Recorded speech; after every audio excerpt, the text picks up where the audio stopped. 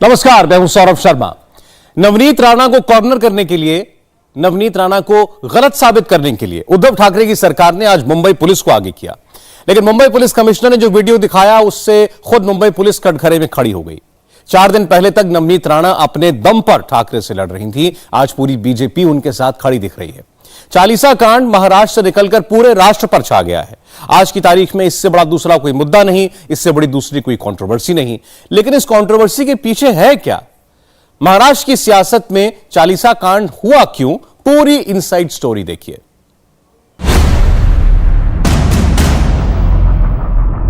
दो कप चाय और 1 बोतल पानी। ठाकरे की पुलिस ने अमरावती की दलित महिला सांसद और हनुमान भक्त नवनीत राणा की चिट्ठी के जवाब में कुल जमा 12 सेकंड का यह वीडियो रिलीज किया है।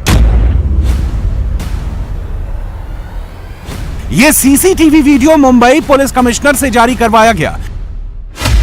ठाकरे सरकार ने सोचा था कि यह वीडियो उसे बचा देगा, लेकिन इससे और ज्यादा सवाल खड़े हो गए हैं।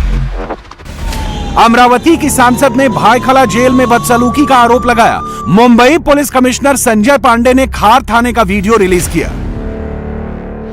संजय पांडे लिखते हैं, क्या कुछ और बताने की जरूरत है? कमिश्नर साहब, जरूरत तो है। पहले तो यह बताइए कि अलग लोकेशन की, अलग सिचुएशन की, अलग थाने का वीडियो आपने किसके कहने पर रिलीज किया? यह खार पुलिस स्टेशन में नवनीत राणा की गिरफ्तारी से पहले वाला वीडियो है, जबकि महिला सांसद से पुलिस की बदसलूकी गिरफ्तारी के बाद शुरू हुई। और 12 सेकंड के वीडियो से यह पता चलता है कि दलित महिला सांसद को वॉशरूम जाने से नहीं रोका गया। क्या इससे यह पता चलता है कि उनको जाति सूचक गाली नहीं दी गई? कुछ तो है जिसे ठाकरे सरकार छिपाना चाहती है। नवनीत राणा की एक रात हवालात में गुजरी है, उनकी तीसरी रात जेल में बीत रही है। 29 अप्रैल से पहले नवनीत राणा को जमानत मिलने की कोई गुंजाइश नहीं है, यानी आज के बाद भी नवनीत राणा को कम से कम 3 दिन और 2 रात जेल में रहना होगा। इतना तो तय है कि नवनीत राणा जितने दिन जेल में रहेंगी, ठाकरे सरकार की मुश्किल उतनी ही बढ़ती रहेगी, क्योंकि मामला हनुमान चालीसा पढ़ने का है और ठाकरे की पुलिस ने एक हनुमान भक्त महिला दलित सांसद को गिरफ्तार किया है। हनुमान जी पर दंगल, किसका होगा मंगल?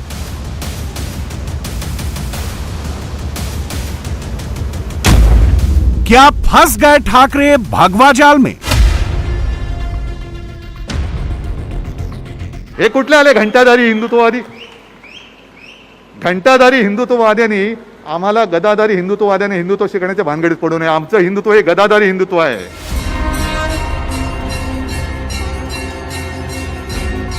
हनुमान मंदिर की घंटियां कब से ठाकरे को परेशान करने लगी हैं? उद्धव ठाकरे जब गदाधारी की बात करते हैं तो गदा से उनका मतलब क्या ये दादागिरी वाला गदा होता है?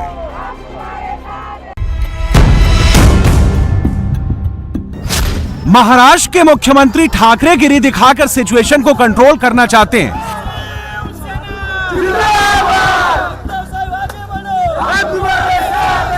ठाकरे की दिक्कत यह है कि बाजी उनके हाथ से निकलती जा रही है। लोकसभा स्पीकर ने होम मिनिस्ट्री के जरिए ठाकरे सरकार से जवाब तलब किया है, जिसका जवाब तो देना ही होगा। हनुमान चालीसा पर विवाद बढ़ाकर ठाकरे कैसे फंस गए, इसे अमरावती चलकर समझते हैं। अमरावती में नवनीत राणा के घर पत्थरबाजी का यह वीडियो पूरा हिंदुस्तान देख चुका है। नवनीत राणा को इसलिए टारगेट किया गया क्योंकि उन्होंने मातोश्री जाकर वहां हनुमान चालीसा पढ़ने का ऐलान किया था। एक तरफ नवनीत राणा के घर पर पत्थर फेंके गए, दूसरी तरफ उन्हीं के ऊपर राजद्रोह का केस लगा दिया गया। अमरावती वो सीट है जहां बीजेपी कभी नहीं जीती। यहां हमेशा शिवसेना का होल्ड रहा। 25 साल तक शिवसेना यहां हारी ही नहीं, लेकिन नवनीत राणा ने 2019 में अकेले अपने दम पर शिवसेना को हरा दिया। हनुमान चालीसा विवाद के बाद अमरावती में बीजेपी को पहली बार कोई जमीनी नेता मिला है। नवनीत राणा के साथ रवि राणा यानी पति पत्नी 2 मिले हैं, एक सांसद, एक विधायक। बीजेपी का संगठन और नवनीत राणा का हनुमान भक्त फ्रेम, इसमें नुकसान सिर्फ ठाकरे का है और बीजेपी फायदे में है। महाराष्ट्र में लड़ाई अभी की नहीं है, तैयारी 2024 की चल रही है। दंगल 24 के लिए सज रहा है। महाराष्ट्र में मोदी अभी राष्ट्रपति शासन नहीं लगाएंगे। 24 में लोकसभा का चुनाव भी होगा और महाराष्ट्र विधानसभा का इलेक्शन भी होगा। उसी के लिए टीम बन रही है। नवनीत राणा और रवि राणा पहले निर्दल थे, अब वो बीजेपी की टीम में हैं। महाराष्ट्र में एक दूसरा बैटल ग्राउंड भी तैयार हो रहा है। राज ठाकरे 1 मई को यानी महाराष्ट्र दिवस के दिन राज ठाकरे औरंगाबाद में रैली करना चाहते हैं। राज ठाकरे की रैली से पहले उद्धव ठाकरे सरकार ने औरंगाबाद में 9 मई तक धारा 144 लगा दी है। इससे राज ठाकरे की जनसभा को मंजूरी मिलने के आसार कम हो गए हैं। राज ठाकरे की रैली कैंसिल होती है तो औरंगाबाद में बवाल और बढ़ेगा। औरंगाबाद वो सीट है जिसे असदुद्दीन ओवैसी की पार्टी ने शिवसेना से छीन ली थी। ओवैसी भी औरंगाबाद में एक्टिव हो गए हैं। राज ठाकरे के वहां जाने से वोटों का पोलराइजेशन और बढ़ेगा, यानी फायदा बीजेपी का होगा, नुकसान में शिवसेना होगी। शरद पवार महाराष्ट्र में कोल्हापुर पैटर्न की बात कर रहे हैं। पवार की बात में दम है। शिवसेना, एनसीपी और कांग्रेस की महाविकास अघाड़ी के कॉम्बिनेशन में पवार तो हैं। ये मजबूत गठबंधन है जिससे देवेंद्र फडणवीस अकेले नहीं जीत सकते। इसीलिए बीजेपी टीम बना रही है। अमरावती में हनुमान चालीसा के जरिए ओपनिंग लाइनअप तैयार हुआ है। मातोश्री पर हनुमान चालीसा पढ़ने की जिद एक लोकल एमपी की स्टोरी थी।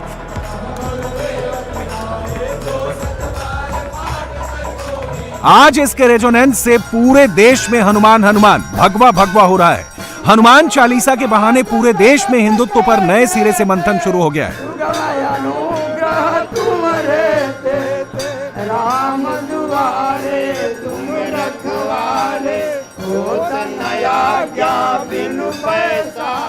उद्धव की एक गलती ने संकट मोचन की भक्ति पर सवाल खड़े कर दिए हैं।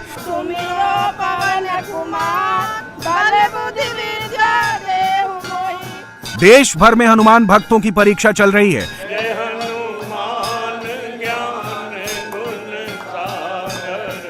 ठाकरे ने सियासत के लिए हिंदू हिंदू के बीच दीवार खड़ी कर दी।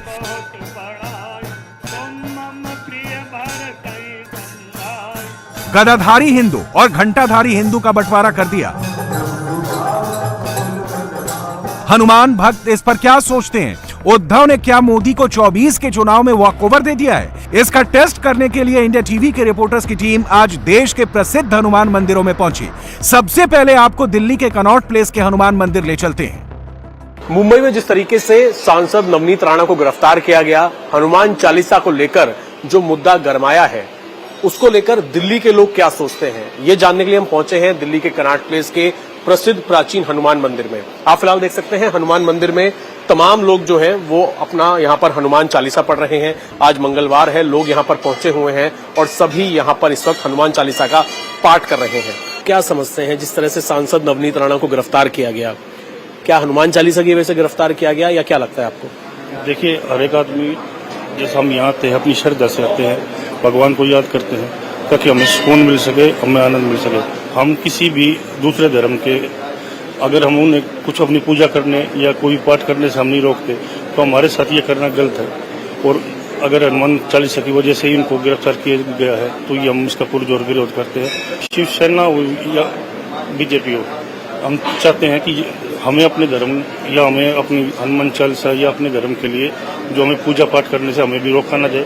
जिस तरह से गिरफ्तारी हुई है, नवनीत राणा हनुमान चालीसा पढ़ना चाहती थी, आपको क्या लगता है कि बीजेपी सही है, शिवसेना सही है? जी, वहाँ पर तो बीजेपी सही है। शिवसेना अगर हिंदुत्व के उस पर मुद्दे पे थी तो हनुमान चालीसा के लिए गिरफ्तारी नहीं करती। जो राम जी के भक्त हैं, बालाजी महाराज के भक्त हैं, वो उन्हीं के ही रहेंगे, चाहे वो बालाजी महाराज के हनुमान चालीसा पढ़ें या ना पढ़ें, उनको किसी से विपत्ति नहीं होनी चाहिए इस विषय पर। जो अभी जो माहौल चल रहा है मुंबई में, उसमें क्या लगता है कि बीजेपी वहाँ सही है, शिवसेना सही है? अगर देखा जाए तो वैसे बीजेपी ज्यादा बेटर है। ये हनुमान चालीसा की वजह से नहीं हो सकता गिरफ्तार। वहाँ से तो सारे संकट हरते हैं हनुमान जी, तो उनकी वजह से तो बिल्कुल भी नहीं हो सकता गिरफ्तार। उनसे तो बल्कि उनको हेल्प मिलेगी हनुमान जी से, सारे संकट कटेंगे। मुंबई में कौन सही है, शिवसेना या बीजेपी? बीजेपी सही है। धर्म का काम कर रहे हो आप, धर्म अपने अंतरात्मा में करो, उससे कोई किसी को बोलिए। आप भगवान को लाउड स्पीकर के थ्रू थोड़ी सबके अंदर फैलाओगे। और कुछ घंटाधारी हिंदू और गदाधारी हिंदू जैसे की शब्दों की बात हो रही है। वो जी शब्दों की मर्यादा को पूरे तरीके से इन्होंने पार कर दिया है और आज की राजनीति के अंदर इसकी जितनी भी आलोचना करी जाए वो कम है। जो यहाँ पर लोग मौजूद हैं, पंडित जी क्या नाम है आपका? नवल किशोर झा। नवल किशोर जी, जो मुंबई में हुआ है, सांसद नवनीत राणा को गिरफ्तार किया है, क्या वजह है उसकी? हनुमान चालीसा वजह है, क्या वजह? भैया ये तो नेताओं की आपसी रंजिश है। हनुमान चालीसा तो विवाद का विषय है नहीं। हर हिंदू को हनुमान चालीसा का पाठ करना चाहिए। जो ये पढ़े हनुमान चालीसा हो सिद्ध साखी गौरीसा। आपको क्या लगता है कि मुंबई में कौन सही है, शिवसेना सही है या बीजेपी सही है? जो धर्म के साथ है वो सही है।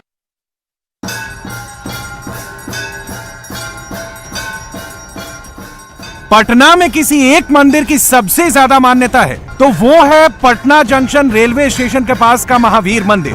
मंगलवार को यहां दर्शन और हनुमान चालीसा पढ़ने के लिए भक्तों की लंबी लाइन लगती है। जब से देश में हनुमान चालीसा का विवाद खड़ा हुआ है, यहां भक्तों की तादाद बढ़ गई है। पुजारी माइक और लाउडस्पीकर लगाकर हनुमान चालीसा का पाठ करते हैं और भक्त भी मंदिर में बैठकर चालीसा पढ़ते हैं। चालीसा और लाउडस्पीकर विवाद पर बिहार के हनुमान भक्त क्या सोचते हैं, इसे पटना में इंडिया टीवी के ब्यूरो चीफ नीतीश चंद्रा की इस रिपोर्ट से समझिए। हम इस वक्त पटना के हनुमान मंदिर में हैं और आप देखिए यहाँ पर कितनी संख्या में लोग आए हुए हैं। मंगलवार का दिन और हनुमान मंदिर में काफी संख्या में श्रद्धालु यहाँ पर आए हुए हैं। हर कोई आस्था और भक्ति से डूबा हुआ और यहाँ पर जय हनुमान के साथ साथ हनुमान चालीसा का पाठ कर रहे लोग हैं। महाराष्ट्र में उद्धव ठाकरे की सरकार और बीजेपी के बीच इस बात को लेकर घमासान छिड़ा हुआ है। ठाकरे सही है या बीजेपी सही है? नहीं सर, हनुमान चालीसा पढ़ने वाले जो भी उसका समर्थक है सब सही है। जो भी हनुमान जी के, राम जी के भक्त है सब सही है। शांति घर में नहीं मिलता है, पढ़ने बैठते हैं तो कोई आ जाता है। मंदिर में है जो सब भक्ति, जो श्रद्धा मंदिर में जगती वो घर में नहीं हो पाता है।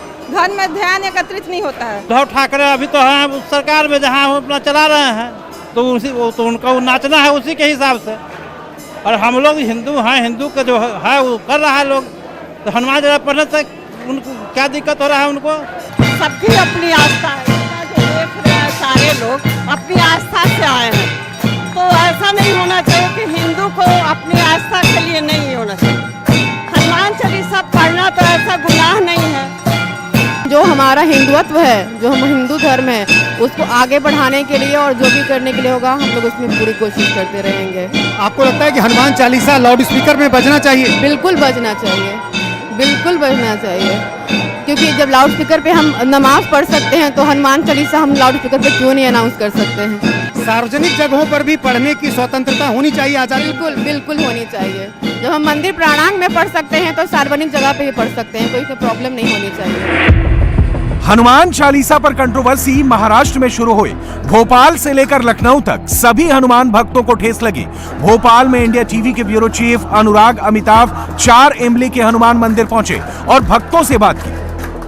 महाराष्ट्र में लाउड स्पीकर के जरिए हनुमान चालीसा का विवाद भले ही बड़ा हो गया हो, गिरफ्तारी की जा रही हो हनुमान चालीसा पढ़ने पर पूरे देश में हनुमान भक्त किस तरीके से श्रद्धा भक्ति का भाव दिखाते हैं ये देखा जा सकता है। राजधानी भोपाल के 4 इमली स्थित हनुमान मंदिर में तकरीबन 11 बजे का समय है, लेकिन हनुमान भक्तों की भीड़ यहाँ पर बजरंग बली के चरणों में हनुमान चालीसा पढ़ रही है। बाकायदा यहाँ हनुमान चालीसा का पाठ हुआ और श्रद्धावन दिखे तमाम जितने भी जो हनुमान जी के भक्त हैं और बाकायदा यहाँ पर लाउड स्पीकर के जरिए पूरी हनुमान चालीसा का जो है वो पाठ हुआ है। और आप देख सकते हैं इस वक्त भी तस्वीर में जो पंडित जी हैं उन्होंने हनुमान चालीसा का पाठ करवाया और यही दृश्य पूरे देश में दिखाई दे रहा है। भले ही घंटाधारी और गदाधारी का विवाद उद्धव ठाकरे ने खड़ा किया हो, लेकिन ये तमाम हिंदू भक्त यहाँ पर हनुमान जी के मंदिर के सामने